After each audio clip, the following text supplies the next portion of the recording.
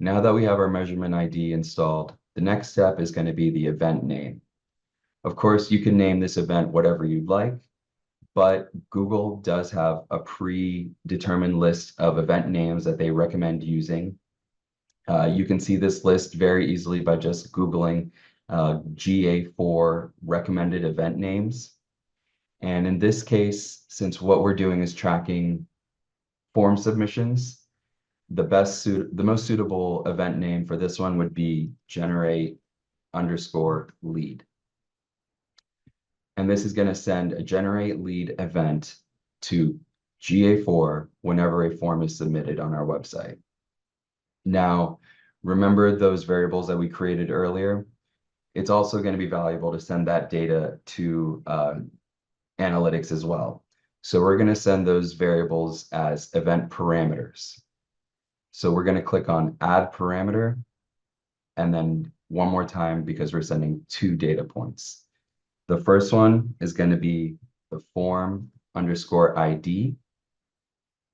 For this value, all we have to do is now click on this little Lego brick, and we can see that our custom variables already exist here. So for this one is going to be the form ID is the HubSpot form GUID, and it's going to autofill that variable in there for us. The second parameter is going to be the user email, and this is the email address that the person submitted the form with. Again, we're going to click on the Lego brick and select data layer variable user_email. Once we have that, we need to then create a trigger that is going to trigger this event. So every tag in Tag Manager must have a trigger that fires it.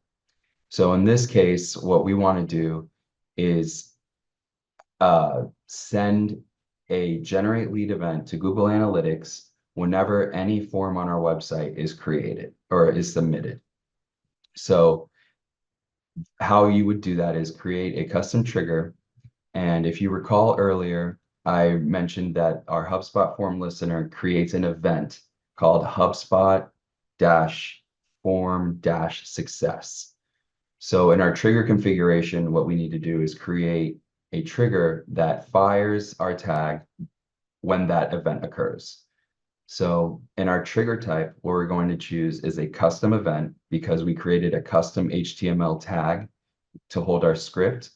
So we're going to select custom event, and the event name is going to be HubSpot-form-success. And we're going to save that.